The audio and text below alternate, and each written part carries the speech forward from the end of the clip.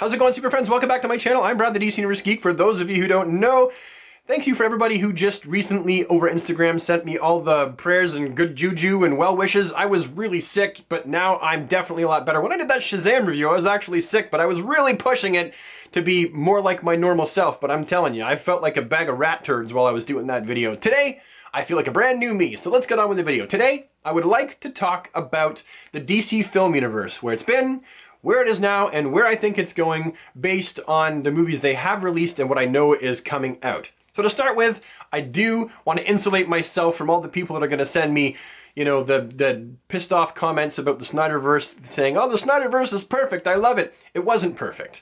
It definitely had its flaws.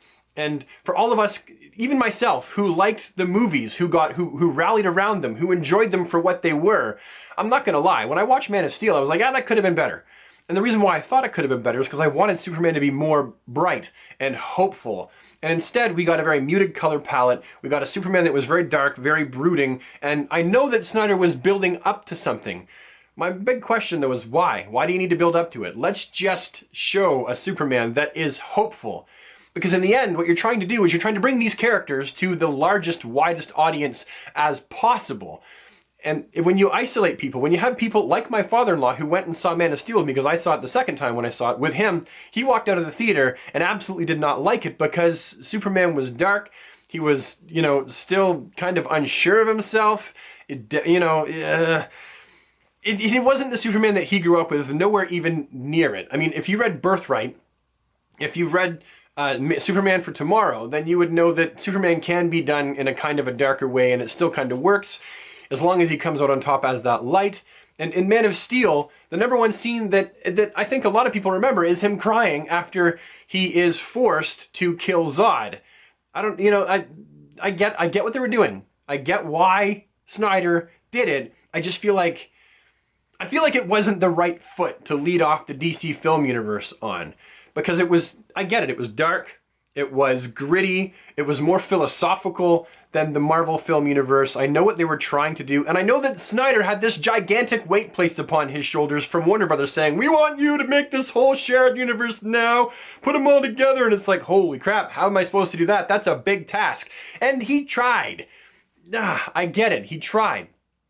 However, I just don't feel like it was the right foot to lead off on.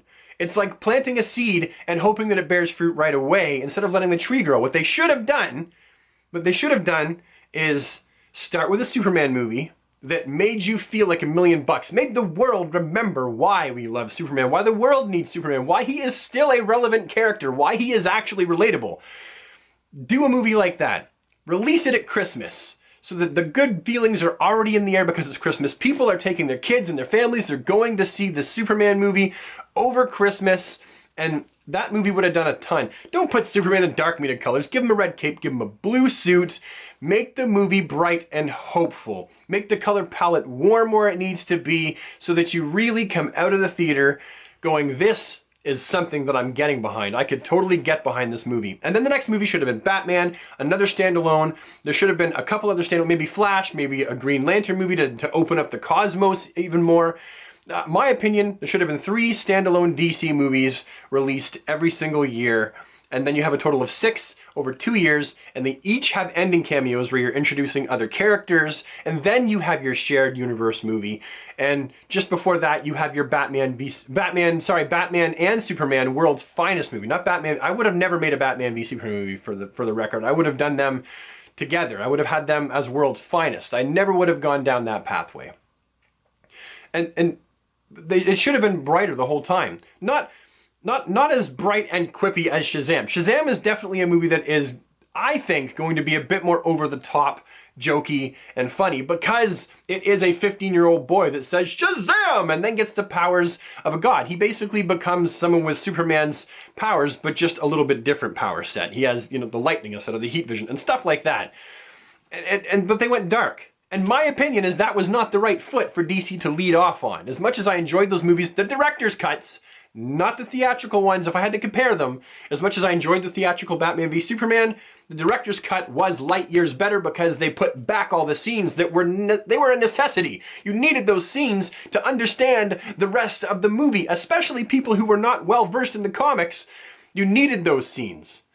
They put them back. Those director's cuts were good. Justice League was kind of like, oh, that's Snyder. Snyder did his thing. And then they were like, let's just kind of usher him out. It wasn't just because there was a death in the family. Warner Brothers did kind of also push him out. And they were like, let's bring in Joss Whedon and have him do his thing.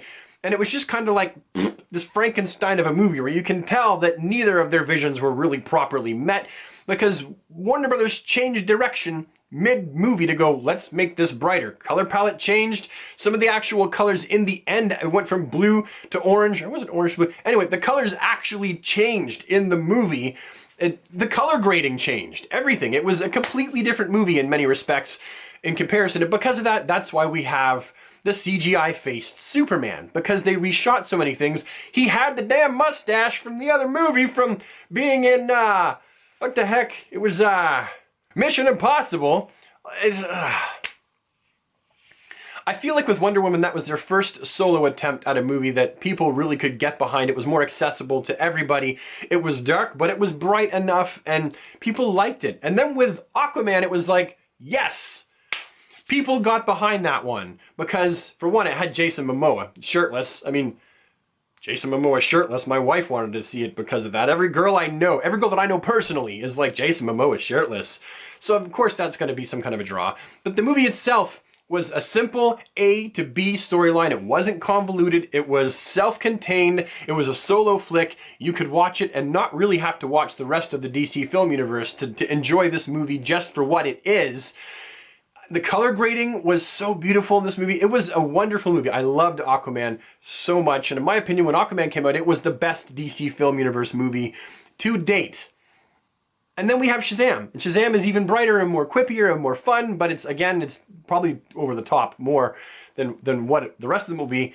I think that if DC going forward, and I think this is their plan, continues to do this, they are now going in the right direction. They're going in a direction that makes their movies more accessible for people. They're fun. People are going to see these superhero movies and they're having fun while they're watching them. They're not walking out of the theater feeling like they just watched The Empire Strikes Back. They're not dark. They're not draggy. The Snyderverse, with the director's cut, is good in the sense that I see it as a comic fan, someone who reads comic books. We've just recently got through something called, like, it was the whole Dark Multiverse. It was a whole big storyline. Dark Knight's Metal, Dark Multiverse. It was massive. And the Dark Multiverse is basically the multiverse, but it's the darker, crappier version where nothing really works out and everything kind of turns to a bag of rat turds. Hey, sorry about that. It's actually been like 2.5 hours since I filmed the last scene, but I have not lost my train of thought, but I had to shut the camera off because of reasons. Anyhow, yeah. I think that the Snyderverse was not the right foot to step out on because it is very much like the Dark Multiverse. And people, I believe, the average moviegoer, a lot of DC fans, although we can appreciate a darker, grittier, more philosophical style movie, in general, the right move in a business sense to really come out of the gate running, shining, bright, this is us, would have been a different move than the darker, grittier DCU version. So this course correction, to me, it is absolutely fantastic news going forward with, you're going to have Suicide Squad, eventually Wonder Woman 84 looks fantastic, Birds of Prey, who knows, I think they're definitely going to incorporate the brighter course correction kind of attitude to it. I'm hopeful. I'm very hopeful in the future of the DC Film Universe that we're going to finally see them make individual movies of all the characters and then bring them together for movies that will have all the characters under one banner. Let's just hope that they continue in that direction so eventually we can see Superman and Shazam and Batman and Wonder Woman and Flash all in one movie again, except for it'll be more appealing to a mass-wide audience and critics might actually like them all too, rather than the movies just getting slammed on Rotten Tomatoes by all those people that don't like DC movies. And truth being told, a lot of the critics didn't even see the director's cuts beforehand. They just saw the theatrical cuts, which in some cases, injustice, were kind of a mess because, previously mentioned, they cut out so much footage. So in some ways, I can't really blame them. But yeah, you know what? These are just the ideas, thoughts, and opinions of one DC fan. I'm sure you're gonna have your own. Please leave them down in the comment section below because I know you got them. We all got them if we're fanboys of something. If you want to see more of my face and hands show up in your inbox, become a super friend and join the DC squad. Hit the red subscribe button. If you do, remember to ding the bell because YouTube is crap at letting people know when new videos have been released unless you ding that bell. And I will see you in the next one. Have an awesome day, super friends, and take care.